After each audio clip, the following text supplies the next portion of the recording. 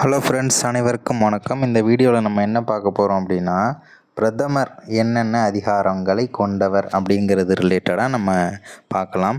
பிரதமர் அப்படின்னு பார்க்கும்போது நமக்கு மத்திய அரசு, மத்திய நிர்வாகம் எல்லாமே பகுதி 5ல் வந்துடும்.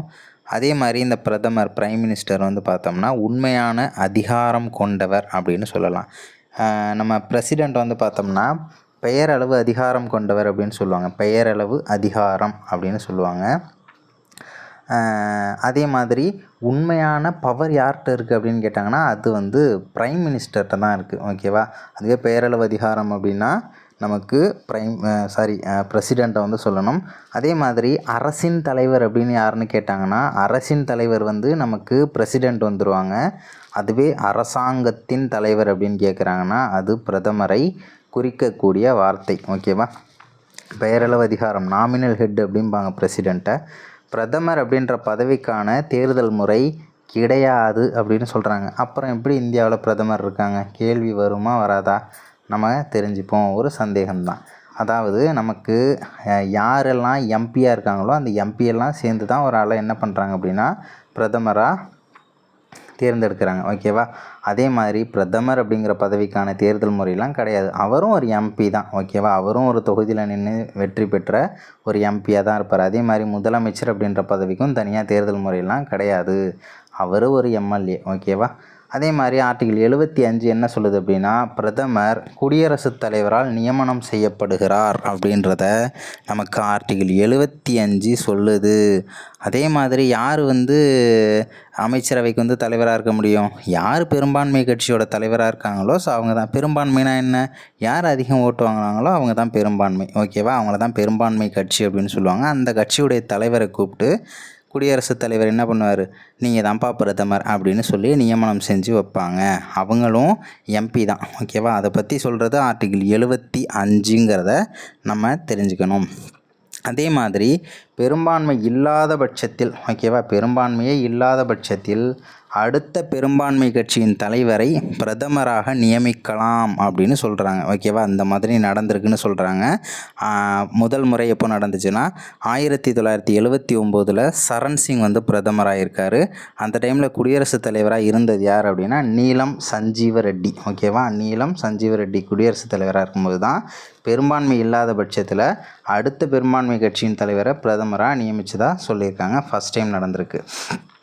அதே மாதிரி நாடாளுமன்ற உறுப்பினராக இல்லாதவர் கூட பிரதமர் ஆகலாம் அல்லது அமைச்சர் ஆகலாம். ஆனால் அடுத்த 6 மாதத்திற்குள் ஏதேனும் ஒரு தொகுதியில் வெற்றி பெற வேண்டும். இப்போ நான் ஒரு எம்பி எலெக்ஷனில் நிற்கிறேன். ஓகேவா? கர்நாடகாவில் ஏதோ ஒரு பகுதியில், ஏதோ ஒரு தொகுதியில் நான் நிற்கிறேன். அந்த தொகுதியில் நான் தோற்று போயிட்டேன். ஓகேவா?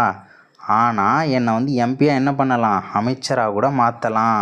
ஆனால் நான் என்ன பண்ணணும் அப்படின்னா வேறு ஏதாவது ஒரு தொகுதியில் அடுத்த 6 மாதத்துக்குள்ளே நான் என்னையிலேருந்து அமைச்சராக பொறுப்பெடுத்துக்கிறேனோ அன்னையிலேருந்து அடுத்த 6 மாதத்துக்குள்ளே நான் ஏதாவது ஒரு தொகுதியில் 6 மாதத்துக்குள்ளே நின்று ஜெயிச்சிட்டேன் அப்படின்னா அமைச்சராக பதவியில் தொடரலாம் அப்படின்றது தான் இங்கே சட்டம் நமக்கு சொல்லுது. ஓகேவா? நாடாளுமன்ற உறுப்பினராக இல்லாதவர் கூட பிரதமரும் ஆகலாம், அமைச்சரும் ஆகலாம். ஓகேவா?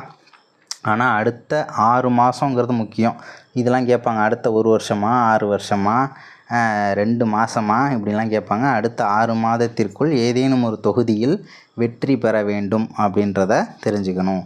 ஏதோ ஒரு அவையில் நின்று ஜெயிச்சா ஓகே தான். ராஜ்யசபாவிலேருந்து அந்த மாதிரி தேர்வானவங்க பார்த்தோம்னா ஃபஸ்ட்டு இந்திரா காந்தி, அதுக்கப்புறம் தேவகவுடா, மன்மோகன் சிங் அவங்கெல்லாம் பார்த்தோம்னா ராஜ்யசபாவில் இருந்து தேர்ந்தெடுக்கப்பட்டிருப்பாங்க. ஓகேவா? அந்த மாதிரி பிரதமரும் ஆயிருக்காங்க அப்படின்றத நமக்கு சொல்லியிருக்காங்க. குடியரசுத் தலைவர் விருப்பப்படி பிரதமராக இருக்கலாம். நம்பிக்கையில்லா தீர்மானம். ஏன் அப்படி சொல்கிறாங்க? குடியரசுத் தலைவருடைய விருப்பப்படி பிரதமராக இருக்கலாம் அப்படின்னு சொல்கிறாங்க. ஓகேவா? நம்பிக்கையில்லா தீர்மானம் வந்துச்சு, அந்த தீர்மானம் பாஸ் ஆகிடுச்சின்னு வச்சுக்கோங்களேன், பதவி காலி. பிரதமர் பதவி இழந்துட்டார் அப்படின்னா அந்த அமைச்சரவை டோட்டலாகவே காலி தான். ஓகேவா? அதனால் குடியரசுத் தலைவருடைய விருப்பங்கிறதும் இங்கே நம்ம தெரிஞ்சுக்கணும். அமைச்சர்களை பிரதமர் தான் பரிந்துரைக்கிறார். ஓகேவா? பரிந்துரை செய்கிறது யார் அப்படின்னா பிரதமர் தான். இதன்படி குடியரசுத் தலைவர் அமைச்சர்களை பதவி பிரமாணம் ஏற்க செய்கிறார் அப்படின்னு சொல்கிறாங்க. யாராருக்கு எந்த துறை அப்படின்னு, ரயில்வே துறை யாருக்கு கொடுக்கலாம், கல்விங்கிறத யாருக்கு கொடுக்கலாம், அதாவது மனிதவள மேம்பாட்டுத்துறை, ஜவுளித்துறை யாருக்கு கொடுக்கலாம், அந்த மாதிரி நிறைய துறைகள், சுரங்கத்துறை யாருக்கு கொடுக்கலாம், இந்த மாதிரி நிறைய துறைகளை ரெக்கமெண்ட் பண்ணுறது யார் அப்படின்னா பிரதமர் தான். யாருக்கு? குடியரசுத் தலைவருக்கு. ஆனால் அமைச்சருக்கு பதவி பிரமாணம் செஞ்சு வைக்கிறது யார் தான்? குடியரசுத் தலைவர் தான். ஆனால் ரெக்கமெண்ட் பண்ணுறது, இந்த பதவியை, இந்த துறையை அவர்கிட்ட கொடுங்க அப்படின்னு சொல்லி பரிந்துரைக்கலாம் பிரதமர். அமைச்சர்களை மாற்றி அமைக்கக்கூடிய அதிகாரம் பிரதமருக்கு உண்டு. ஓகேவா? குடியரசுத் தலைவர்கிட்ட சொல்லி இந்த துறையை அவர்கிட்டேருந்து வாங்கி அவர்கிட்ட வேற ஒரு ஆள்கிட்ட கொடுத்துருங்க அப்படின்னு சொல்லி மாற்றி அமைக்கக்கூடிய அதிகாரமும் பிரதமருக்கு உண்டு. அமைச்சர்களை பதவி நீக்கம் செய்ய குடியரசுத் தலைவருக்கு ஆலோசனை செய்வார். ஒரு அமைச்சரை பதவி நீக்கம் செய்யணும் அப்படின்னா குடியரசுத் தலைவர்கிட்ட சொல்லி என்ன பண்ணலாம் அப்படின்னா பதவி நீக்கம் செய்யலாம். ஓகேவா? பிரதமர் டைரெக்டாக செய்ய மாட்டார், குடியரசுத் தலைவருக்கு ஆலோசனை பண்ணி அது மூலமாக செய்வார். அதே மாதிரி தொடர்பு பாலம் அப்படின்னு சொல்லியிருப்பாங்க. ஓகேவா? தொடர்பு பாலம்னா யாராருக்கு அப்படின்னா குடியரசுத் தலைவருக்கும் அமைச்சர்களுக்கும். ஓகேவா? அமைச்சர்களுக்கும் குடியரசுத் தலைவருக்கும் ஒரு பாலம் மாதிரி, ஒரு கனெக்டிங் சேனல் மாதிரி. ஓகேவா? அந்த மாதிரி சொல்கிறாங்க, தொடர்பு பாலம் அப்படின்னு சொல்கிறாங்க. அதுவே முதலமைச்சருக்கும் அமைச்சரவை, கவர்னரு, குடியரசுத் தலைவர், இந்த மாதிரி உள்ள ஏதோ ஒரு விஷயத்தை கொடுத்துட்டு இதுக்கெலாம் தொடர்பு பாலமாக இருக்கிறது யார் அப்படின்னு சொல்லிட்டு நமக்கு கேட்பாங்க. இப்போ ஆளுநருக்கும் அமைச்சரவைக்கும் நமக்கு தொடர்பு பாலம் யார் அப்படின்னா முதலமைச்சர் சொல்லலாம். அந்த மாதிரி இங்கே தொடர்பு பாலம் பிரதமர். அதே மாதிரி நியமனம், நிறைய பதவிகளில் இருக்கக்கூடிய நியமனங்களில் ஆலோசனையும் செய்கிறார். எந்தெந்த நியமனங்களில் ஆலோசனை செய்கிறார் அப்படின்றத தெரிஞ்சுக்கணும். அட்டார்னி ஜெனரல் ஆஃப் இந்தியா குடியரசுத் தலைவர் தான் நியமிக்கிறது. ஆனால் யாரை நியமனம் பண்ணலாம் அப்படின்னு சொல்லிட்டு பிரதமர் தான் சொல்லுவார். சிஏஜி, கம்ப்ட்ரோலர், ஆடிட்டர் ஜென்ரல் அப்படின்னு சொல்லுவாங்க இல்லையா? ஸோ அந்த பதவியில் இருக்கக்கூடியதை நியமனம் பண்ண போகிறதும் குடியரசுத் தலைவர் தான். ஆனால் ஆலோசனை சொல்கிறது பிரதமர். அதே மாதிரி election commission of India, UPSC, finance commission, இது எல்லா தலைவர்கள் உறுப்பினர்களுடைய நியமனத்தில் ஆலோசனை சொல்லக்கூடாது யார் அப்படின்னா பிரதமர். அதே மாதிரி மக்களவையின் தலைவர் அப்படின்னு சொல்கிறாங்க, லோக்சபாவோட லீடர். ஓகேவா? யார் அப்படின்னா பிரதமர் தான். மக்களவை மற்றும் நாடாளுமன்ற கூட்டத்தொடர்களை ஏற்படுத்த குடியரசுத் தலைவருக்கு ஆலோசனை வழங்குகிறார் அப்படின்றதையும் சொல்லியிருக்காங்க. அதாவது மக்களவை மற்றும் நாடாளுமன்றத்தில் கூட்டத்தொடர்கள்லாம் நடக்கும்ல, ஸோ அந்த கூட்டத்தொடரில் கூட்டலாம் அப்படின்னு சொல்லிட்டு ஆலோசனை சொல்லி திரும்ப அந்த மாதிரி ஒரு கூட்டத்தொடர்களை ஏற்படுத்தலாம். அந்த அதிகாரமும் பிரதமருக்கு உண்டு, ஆலோசனை அதிகாரம். அதே மாதிரி மக்களவையை கலைச்சிடணும் அப்படின்னாலும் குடியரசுத் தலைவருக்கு ஆலோசனை சொல்கிறது யார் தான்? அதுவும் பிரதமர் தான். அரசின் திட்டங்களை அறிவிக்கிறார். கவர்மெண்ட் ஏதோ ஒரு இந்த மாதிரி யோஜனான்னு சொல்லிட்டு நிறைய யோஜனானா திட்டம்னு அர்த்தம். அந்த மாதிரி திட்டங்கள்லாம் சொல்கிறாங்க இல்லையா? ஸோ அந்த திட்டங்களை அறிவிக்கிறது யார் அப்படின்னா நமக்கு யார் அப்படின்னா பிரதமர். ஆனால் அந்த திட்டங்கள் எல்லாரும் யாருடைய பெயர்லேயே செயல்படுத்தப்பட வேண்டும் அப்படின்னா அது பிரசிடெண்ட்டுடைய பெயரிலேயே நடைபெற வேண்டும் அப்படின்றத தெரிஞ்சுக்கணும். அதே மாதிரி இது முக்கியமான கொஸ்டின், நாட்டின் செய்தி தொடர்பாளர் அப்படின்னு சொல்கிறாங்க. இப்போ உதாரணத்துக்கு இப்போ காமன்வெல்த் நாடுகளுடைய ஒரு மாநாடு ஒன்று நடக்குது. ஓகேவா? மாநாடு அப்படின்னா சம்மிட் ஒன்று நடக்குது. அதே மாதிரி சில அமைப்புகள், இந்த சார்க்கு, பிரிக்ஸு, இந்த மாதிரியெல்லாம் இருக்கு இல்லையா? ஸோ அந்த அமைப்புகளுடைய கூட்டங்கள் நடக்குதுன்னா அங்கே போய் இந்தியா சார்பாக கலந்துக்க போகிறது யார் அப்படின்னா பிரதமர் தான். அதனால தான் சர்வதேச மாநாடுகளில் இந்தியாவோட பிரதிநிதியாக கலந்து கொள்ளக்கூடியவர் பிரதமர். அதனால் நாட்டின் செய்தி தொடர்பாளர் அப்படின்னு பிரதமரை சொல்கிறாங்க. தலைவராக இருக்கார். இவரும் நிறைய குழுக்களுக்கு பார்த்தோம்னா தலைவராக இருப்பார். ஓகேவா? திட்டக்குழு இருக்கும்போது தலைவராக இருக்கிறவர், அன்னைக்கு பதவி வழி யார் பிரதமரோ அவங்க திட்டக்குழுவுக்கு தலைவராக இருப்பாங்க. இன்றைக்கி பார்த்தோம்னா இன்றைய காலகட்டம் எப்போ நிதி ஆயோக் வந்துச்சு, ஜனவரி 1, 2015 மாறிடுச்சு இல்லையா? ஸோ அப்போ நிதி ஆயோக்குக்கு தலைவராக இருக்கிறதும் பதவி வழி பிரதமர் தான். தேசிய வளர்ச்சி குழு பிரதமர் தான் தலைவர். மாநிலங்களுக்கு இடையேயான குழு யார் அப்படின்னா பிரதமர் தான் தலைவர்.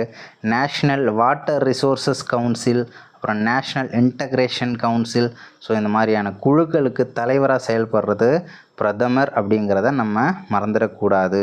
அதே மாதிரி ஆர்டிகல் 74 1 என்ன சொல்லுது அப்படின்னா குடியரசுத் தலைவருக்கு ஆலோசனை வழங்க பிரதமரை தலைவராக கொண்ட ஒரு அமைச்சரவை குழு இருக்கும் அப்படின்னு சொல்கிறது ஆர்டிக்கிள் 74ல் 1.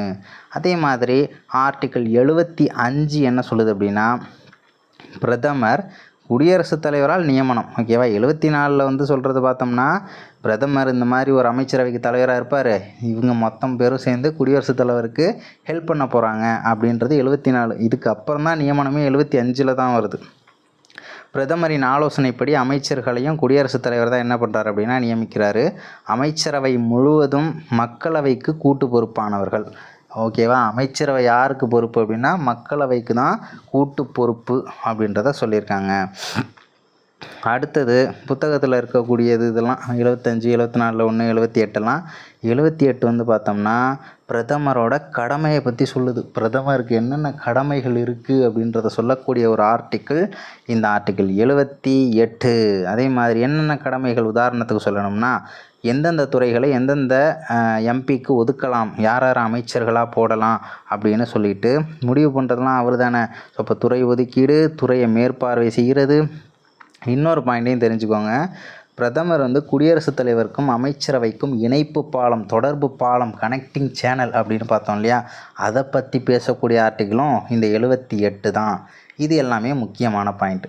அதே மாதிரி அடுத்த பாயிண்ட்டு, தான் தலைமை வகிக்கும் அமைச்சரவை கூட்டத்தின் தேதி, நிகழ்ச்சி நிரல் குறித்து முடிவு செய்வார். யார் அப்படின்னா பிரதமர்.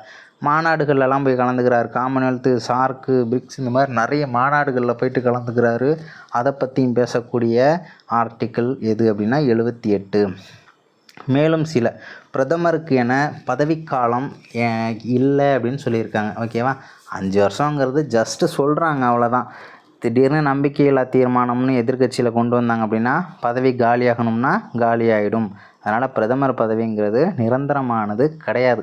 ஆனாலும் 5 வருஷம் வந்து தொடரலாம் அப்படிங்கிறது தான் இங்கே நம்ம தெரிஞ்சுக்கணும். பிரதமர் விலகினாலோ அல்லது இறந்தாலோ அமைச்சரவையே இல்லாமல் போயிடும். ஓகேவா, அதையும் நம்ம தெரிஞ்சுக்கணும். இது வந்து லாஜிக்காக கேட்கக்கூடிய ஒரு பாயிண்ட்டு.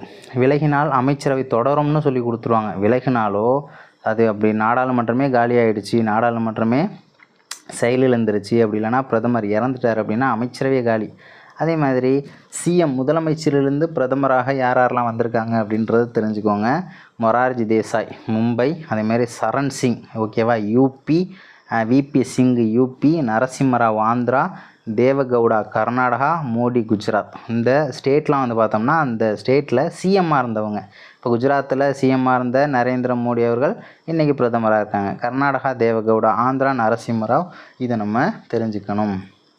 அடுத்தது அமைச்சர்கள் குழுன்னு பார்க்கும்போது ஒரு 3 வகையான அமைச்சர்கள் இருப்பாங்க. ஓகேவா, ஒன்று கேபினெட் அமைச்சர்னு சொல்லுவாங்க, இன்னொன்று இராசாங்க அமைச்சர்னு சொல்லுவாங்க, இன்னொன்று இணை அமைச்சர் அப்படின்னு சொல்லுவாங்க.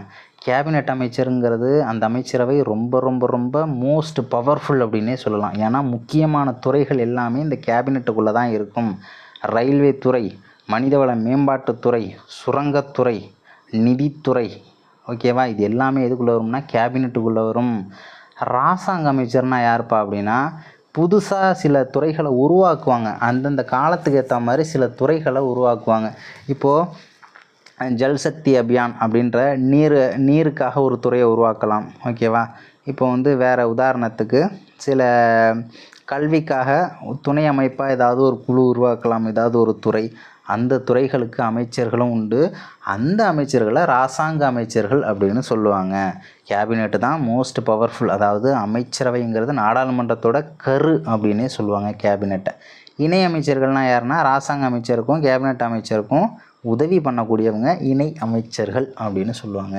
ஆர்டிக்கிள் 75ல் 4 என்ன சொல்லுதுன்னா, அமைச்சர்களின் நியமனம். குடியரசுத் தலைவர் தான் அமைச்சர்களை நியமனம் பண்ணுவார். அதே மாதிரி அவருடைய உறுதிமொழி, அதே மாதிரி அமைச்சர் அல்லாத எம்பிக்களுக்கு சபாநாயகர் உறுதிமொழி செய்து வைப்பார் அப்படின்றத சொல்கிறது 75ல் 4. ஓகேவா, அமைச்சர் அல்லாத எம்பிக்கெலாம் யார் அப்படின்னா சபாநாயகர். ஓகேவா, அதே மாதிரி அமைச்சர்கள் நியமனம் எல்லாம் குடியரசுத் தலைவர் தான் செய்வாங்க. உறுதிமொழி இதெல்லாமே நமக்கு சொல்கிறாங்க.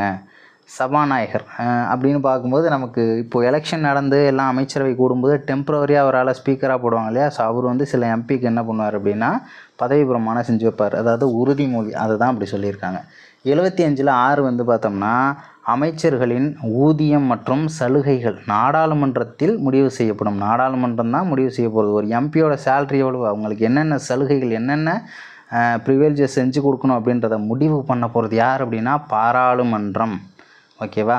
அதே மாதிரி அமைச்சர்களுக்கான ஊதியம் மற்றும் சலுகைக்காக ஒரு சட்டமும் வந்திருக்குது 1952.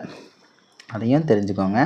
75ல் 3ன்னு பார்க்கும்போது அமைச்சர்கள், அதாவது லோக்சபா அமைச்சர்களாக இருந்தாலும் சரி, ராஜ்யசபா அமைச்சர்களாக இருந்தாலும் சரி, கூட்டாக மக்களவைக்கு தான் பொறுப்பு. ஓகேவா? ஏன் அப்படின்னா மக்களால் தேர்ந்தெடுக்கப்பட்ட உறுப்பினர்கள் எந்த அவையில் இருக்காங்கன்னா லோக்சபா, லோக்குனாலே மக்கள் தான், மக்களவையில் தான் இருக்காங்க. அப்போ ராஜ்யசபா உறுப்பினர்களும் மக்களவைக்கு தான் பொறுப்பு. ஓகேவா?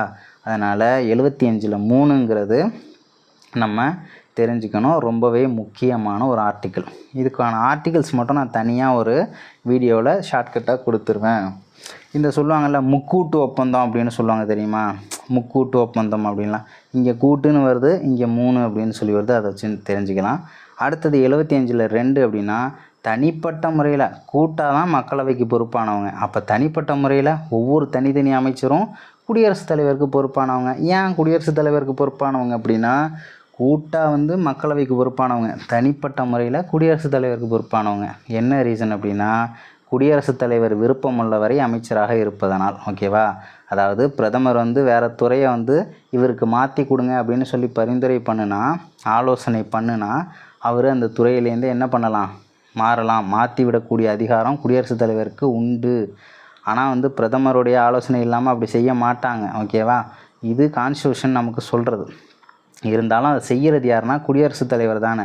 ஸோ அதனால் தனிப்பட்ட முறையில் அவங்களுடைய பதவி காலம் தொடரணும்னா அதுக்கு யார் மனசு வைக்கணும் அப்படின்னா அரசியலமைப்பு சட்டத்தின்படி குடியரசுத் தலைவர் தான். ஸோ அதனால் என்ன பண்ணுறாங்க அப்படின்னா தனிப்பட்ட முறையில் 75ல் 2 என்ன சொல்லுதுன்னா குடியரசுத் தலைவருக்கு பொறுப்பு. இது எப்படி ஞாபகம் வச்சுக்கலாம் அப்படின்னா 2 அவையும் குடியரசுத் தலைவருக்கு பொறுப்பாக இருப்பாங்க.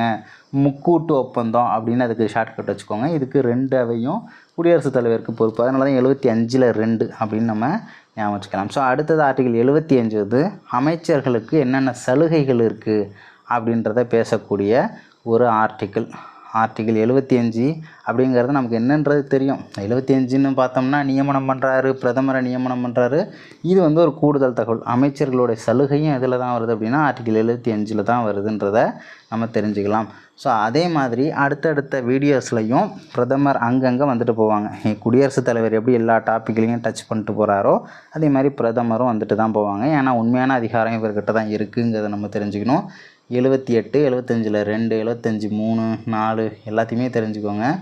ரொம்பவே முக்கியமான ஆர்டிகிள்ஸ் மட்டும்தான் இதில் கொடுத்துருக்கேன். ஸோ அடுத்த வீடியோவில் வேறு ஒரு டாப்பிக்கோட பார்க்கலாம். ஸோ இந்த வீடியோ உங்களுக்கு பிடிச்சிருந்துச்சுன்னா லைக் பண்ணுங்கள், கமெண்ட் பண்ணுங்கள், ஷேர் பண்ணுங்கள், சப்ஸ்கிரைப் பண்ணி வச்சுக்கோங்க. தேங்க்யூ.